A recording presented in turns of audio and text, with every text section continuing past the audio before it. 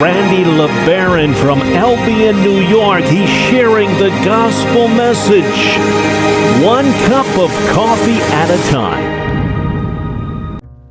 Good morning. Welcome to this episode of Refill with Randy. Grab your favorite cup Fill it up. and Let's start this day right together.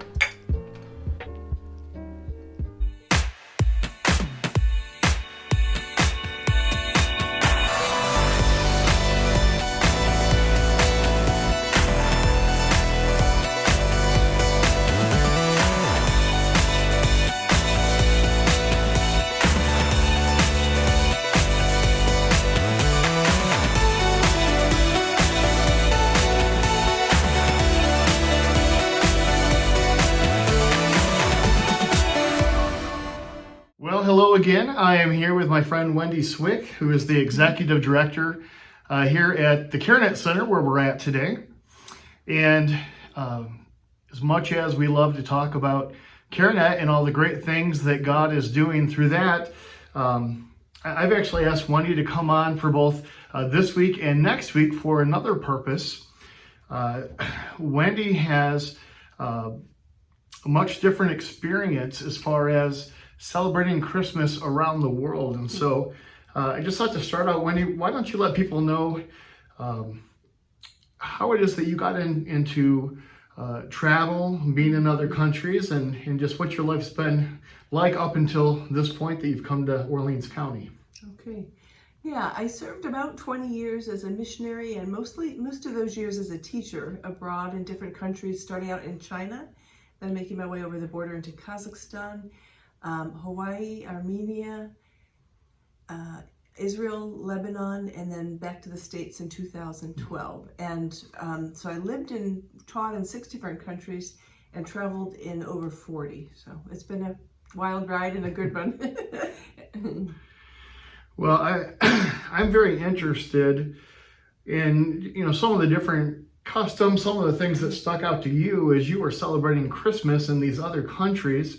Wendy is one of the bloggers, along with myself and 3 others for our Go Scatter Take 5 blog. And we're on Advent right now. And so as I read her last piece and just saw some of the things that you had mentioned in other countries, I thought, oh, that would be great. And she has plenty of objects for us to view here today and next week as well.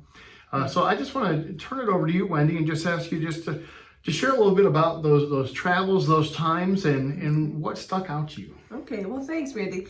As soon as Randy asked me to do this, I got excited because the first thing I thought of was one of my best Chinese friends. My friend Mandy, whom I met when I was teaching in Xinjiang, China, in the in the northwest of China, in the Uyghur Autonomous Region of Xinjiang Province. My friend Mandy is there in the top picture, and her father, Yu Jiade, who's a famous or very well-known Chinese artist, is down below, and his signature is there. This is a book that was created with 40 of his paper cuts on the life of Christ, and I had the privilege of getting a copy from him, 2 copies actually, one which I gave away and one which I've wisely kept. And there are beautiful, beautiful paper cuts on the life of Jesus. And sadly, this book is given to religious visitors to China from other countries. And I say sadly because I think that the government uses it to try to cause religious people from other countries to think that there's religious freedom in China, when in fact there's not. People are persecuted, killed. There isn't freedom to meet and study the Bible or meet and worship. So everything has to be done underground. I mean, there is an officially government-approved church, but it's tightly controlled. It's not. There's not freedom of religion in China. So it just makes me sad that my friend's beautiful work is used as propaganda, I think. But I had the privilege also of buying sets of 7 of the originals of these paper cuts. And here are 2 that I have framed that I put up at Christmas time at home. I just love them. I do have an eclectic taste in art because I have lived in very, very varied places with various styles.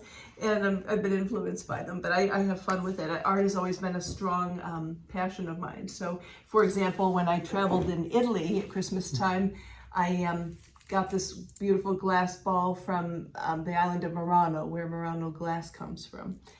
And when I was in Russian culture nations, I came away with some matryoshkas, of course.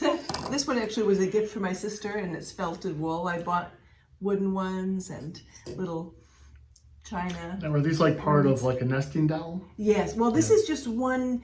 This isn't a Okay. part. This is an ornament that was made of a doll, but Okay. it is the matryoshkas. Typically are the stacking dolls. Yeah, and I of course have some of those at home. This one came from South Africa. It's beaded. There's a lot of special beadwork. This is a whale just because I love marine life and snorkeling from my Hawaii days. Not that I ever snorkeled with a humpback, but with dolphins a lot.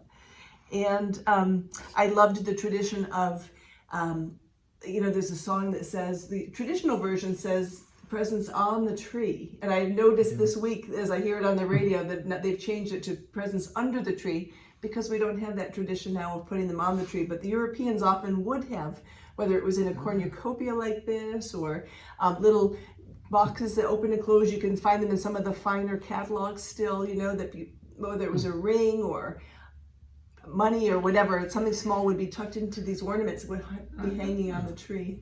You could almost have it be a bit of a scavenger hunt too, to have to find them. Oh, it's fun. And speaking of that, I just bought a glass pickle.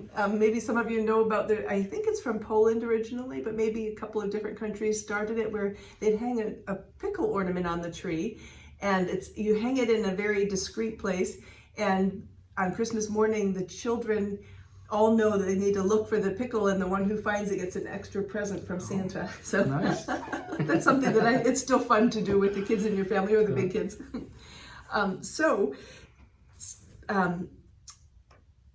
One year when I was living in Israel, I actually had to travel out of the country to get my visa renewed. Very often when you're an expat, you have to leave at least once during the year to renew your work visa or your tourist visa, whatever kind of visa you're on.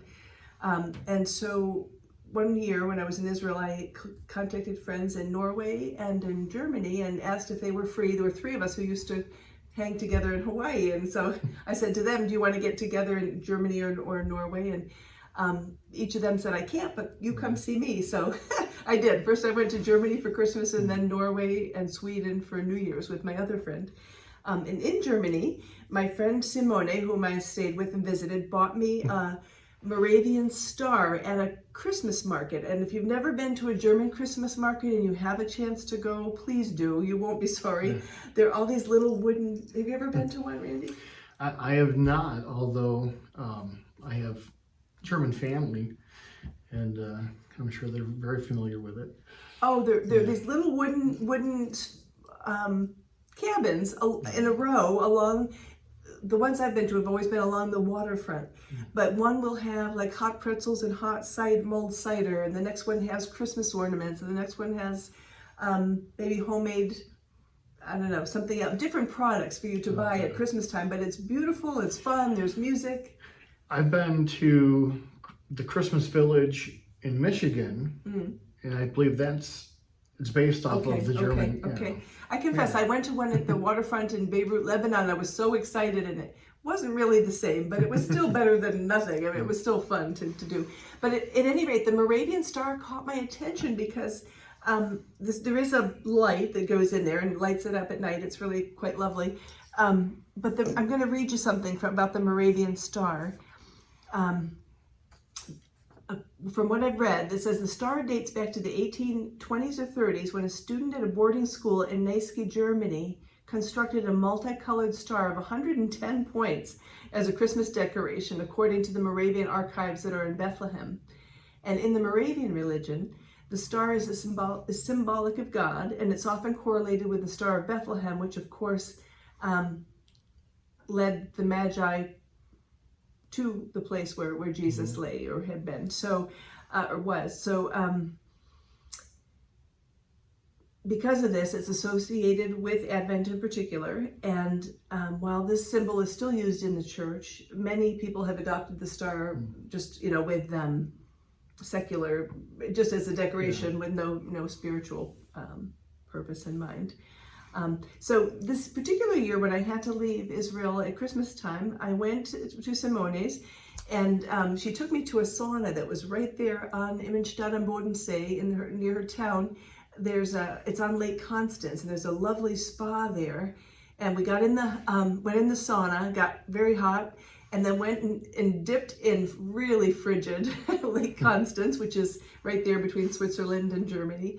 And quickly got out of the lake and back up in the hot sauna.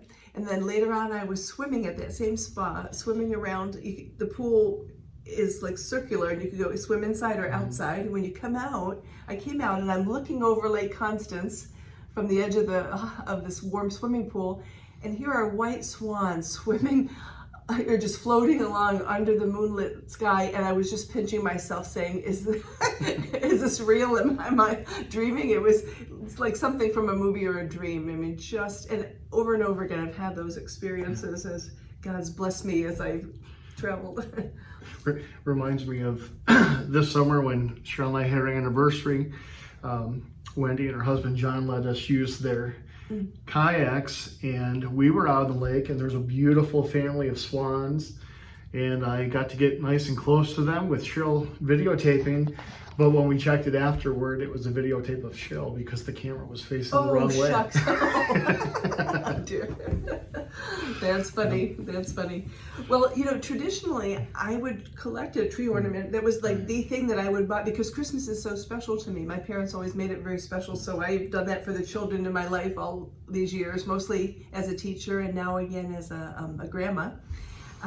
But I would buy ornaments from all over the world for each place I went. That was my souvenir. If I got nothing else, I got that. But I'll tell you next week why I don't have most of those anymore. It's a good story. But now what I do instead is I buy ornaments with a special meaning for my husband and me, or for him. In each year, 1 or 2 or 3, having to do with special things we've done that year. And Bob and Jenny Fritton, our precious friends, who gave us a very generous wedding present when we got married 1.5 years ago, of a hot air balloon ride. And that was my second time and my husband's first. So this was one of the ornaments that I gave him our first year of marriage. Was it a Letchworth by any chance? No, I wish. That's supposed to be gorgeous. I've seen pictures of that one. And then this last Christmas, we took didn't take them, but we met our grandsons at Disney World with their parents. And so I got him a Mickey head, and I guess probably because of my love of Murano glass, I went for the glass one. You got there just in time before the quarantine. Oh, indeed. We are so glad we went when we did. Absolutely. We just said that on the phone with them the other day.